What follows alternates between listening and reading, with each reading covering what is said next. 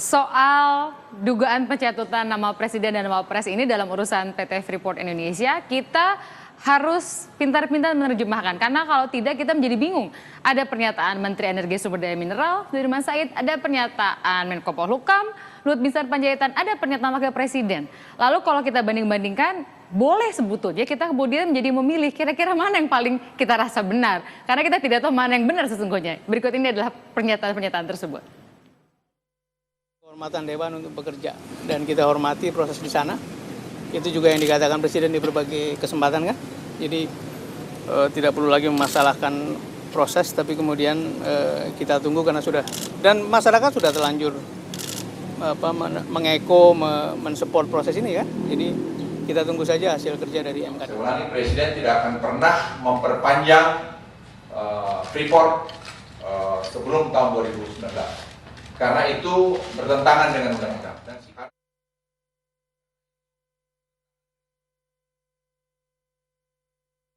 Terima dengan Presiden Jokowi bahwa perpanjangan dari kontrak itu hanya bisa dilakukan dengan negosiasi 2 tahun sebelum kontrak itu expire. Sebenarnya hal itu ya aneh saja. Jadi kalau kenapa dilaporkan oleh Menteri Sudirman, tanya aja Menteri Sudirman kenapa dia laporkan itu ke. Dan kita intention, saya ulangi ya, intention atau keinginan untuk melakukan negosiasi mengenai perpanjangan kontrak itu sebelum 2019.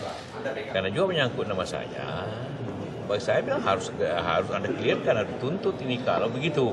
Karena bahayanya adalah pertama menyangkutkan Presiden dan Wakil Presiden untuk urusan komisi-komisi dan sebagainya. Itu berbahaya, dan itu apa itu menghina itu Presiden. Pernyataan mana yang paling Anda percaya? Karena satu sama lain bisa ada kebenarannya, tapi bisa juga ada ketidakbenarannya. Bang Masinton, yang paling menonjol bagi saya adalah kenapa kabinet ini jadi riuh sendiri atau ribet sendiri? Menko Polhukam beda dengan Menteri Sudirman Said. Menko Polhukam harusnya jaga ketertiban di isu politik hukum keamanan. Kemudian ada ketidakkompakan dan ini bukan kali pertama ketidakkompakan itu terjadi.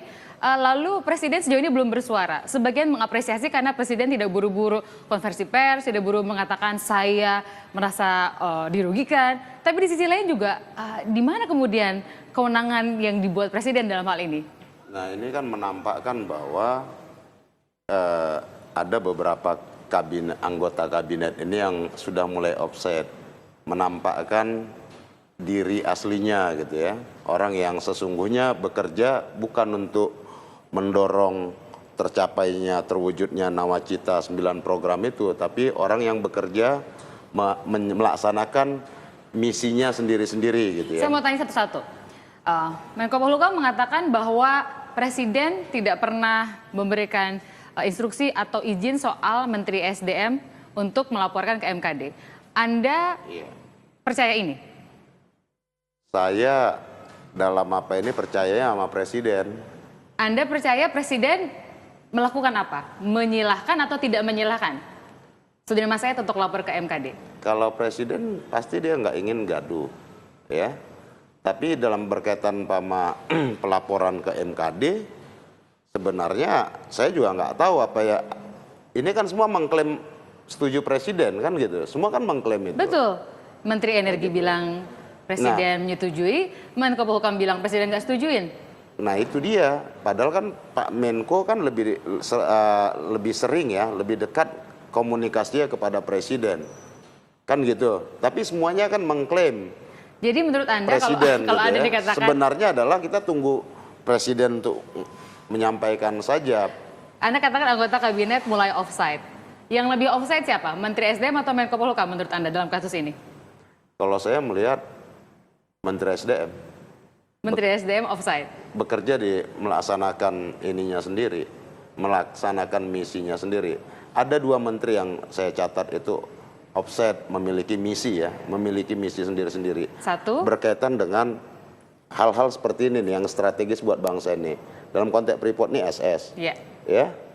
Dalam Pelindo 2 itu, ini kan berkaitan perpanjangan kontrak juga ya. Pengelolaan terminal peti kemas kita itu izin prinsip itu keluar dari Menteri BUMN Rini Dan jaringannya kan kalau kita lihat itu juga. Tapi ini selalu biasanya politisi PDI Perjuangan tuh nggak suka sama 2 menteri ini, konsisten. Bukan persoalan nggak suka, nggak ada urusan nggak suka. Ini objektif, Anda meyakini ini objektif? Kalau saya ya nggak ada urusan suka tidak suka. Dari awal saya melihatnya kerjanya, visinya, terus kemudian misinya tadi. Saya nggak suka dong kalau yang dia kerjakan itu tidak mengedepankan kepentingan bangsa. Lalu kenapa Presiden diam aja sampai sejauh ini? Ya Presiden memang selalu begitu gayanya, tapi diam-diam nanti dieksekusi. Kan kita lihat style kepemimpinan beliau dari mulai wali kota Solo, gubernur DKI, bahkan nanti orang yang sesungguhnya bakal dia ganti itu diajak jalan malah. Nah gitu loh. Jadi Anda menduga 2 menteri ini diganti? Apa? Jadi Anda menduga 2 menteri ini diganti? Menduga, tapi kewenangannya kan ada di Presiden. Tapi saya yakin pasti diganti, nggak mengedepankan kepentingan nasional kita kok.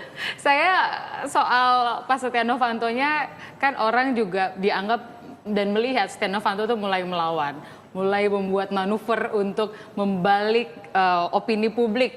Karena kalau boleh dibuat misalnya semacam survei dalam sepekan ini kelihatannya, saya nggak tahu berapa persen, tapi lebih banyak dukungan kepada Sudirman Said. Klien Anda merasa terganggu-kah sampai titik ini? Karena posisinya kan ketua DPR yang harusnya wakil rakyat dan harusnya juga dapat dukungan publik yang besar. Ya ini kan cara melihat behavior seorang ya. Saya memang nggak punya kapasitas untuk menilai itu. Tapi ketika kalau orang terbiasa berdialog dengan Pak Setia Novanto, memang orangnya penuh kasih. Jadi dia berusaha melihat persoalan itu dengan proporsional gitu. Nah, kalau hal-hal yang dia tidak pahami atau beliau tidak pahami, ya beliau mau bertanya. Tapi begini, mari kita kembali ke substansi. Kan beliau mau akuntabel, mau transparan. Soal pencatutan nama Presiden dan Wapres ini, apa yang ditekankan kepada Anda sebagai kuasa hukum? Ya. Jadi tadi seperti saya sampaikan, kalau hal-hal yang beliau tidak pahami, dia bertanya kepada saya. Artinya kan memang ada persoalan yang harus ditanyakan. Ada persoalan yang harus beliau mengerti. Tapi soal apa itu pencatutan nama presiden dan sebagainya, beliau tidak pernah tanyakan itu. Jadi persepsi saya, interpretasi saya tidak ada soal itu. Karena dari pembicaraan yang cukup panjang sebenarnya durasi waktunya, karena beliau juga harus tetap menjalankan tugas-tugasnya, ya bertanya lebih kepada persoalan-persoalan MKD aja, mekanisme kehormatan. Tapi kalau Anda baru menduga dan menyimpulkan nggak ada pencatutan itu, kok Anda bersedia untuk jadi kuasa hukum meskipun Anda dalam wilayah yang abu-abu bahwa sebetulnya bisa terjadi, bisa tidak terjadi pencatutan itu, Bang Firman? Iya, ya itu kan realitas sebuah fakta, kan akan dinilai ada atau tidak. Tapi sementara saya harus mengatakan dari diskusi apa hal-hal atau fakta-fakta yang beliau tanyakan kepada saya, tidak ada persoalan itu. Tidak pernah ditanyakan itu kepada saya. Dan juga ya ada beberapa informasi itu hasil penyadapan, ya saya menyebutnya intercept itu memang tidak terlihat, ya ada hal-hal itu. Itu, walaupun itu sendiri versi-versi ini kan menjadi soal juga kan yang tadi saya sampaikan menyangkut persoalan alat bukti itu karena kita semata-mata ingin peradilan itu kredibel itu aja. Ini anggota kabinet sama-sama cari panggung begitu ya. Beberapa sibuk cari panggung sendiri dan kita lihat di mana yang panggungnya itu mendapat tepuk riuh rendah penonton. Atau bu dari penonton, atau riuh rendah kemudian jadi menyesal yang tepuk tangannya. Saya akan lanjutkan dengan mengembang satu narasumber. Kita akan bicara ke poin intinya. Sejauh ini kita bicara soal dugaan pencatutan nama Presiden, Wapres berkaitan sama Freeport. Tapi soal barang itu sendiri, soal PT Freeport, kita kadang-kadang lupa membahasnya gara-gara sibuk sama urusan politik dan hukumnya. Mari kita undang Pak Simon. Selamat malam Pak. Malam, beliau ini sebagai sesepuh atau tokoh pelopor undang-undang arsitek. Arsitek undang-undang minerba yang harus kita tanyai soal urusan Freeport. Pak, overview yang singkat dulu Pak soal PT Freeport di Indonesia lanjut atau enggak menurut Bapak? Saya kira begini, kita kan secara undang-undang kan kita harus hormati semua. ya. Jadi dalam Undang-Undang Minerba itu di pasal 169 ya, masa peralihan itu semua kontrak mineral dan batu bara itu dihormati sampai habis masa berlakunya. Itu A-nya. Bagian B-nya, dalam 1 tahun isi kontrak itu disesuaikan dengan isi undang-undang. Undang-undang keluar 2009. Iya. Harusnya pemerintahan SBY 2010 sudah done penyesuaian itu. Anehnya, sampai habis masa dia bikinlah MOU, kan begitu. Nah, MOU itu apa? Akal-akalan aja, kan pencitraan. Nah, itu salah. Ingat nggak waktu ketua-ketua DPR berkonsultasi dengan Pak Jokowi bulan Februari kalau tuh April. Kan statement kedua belah pihak mengatakan bahwa perpanjangan MOU itu menyalahi Undang-Undang Minerba. Nah, sekarang pertanyaannya kenapa pemerintahan yang baru ini melanjutkan yang oleh SBY salah?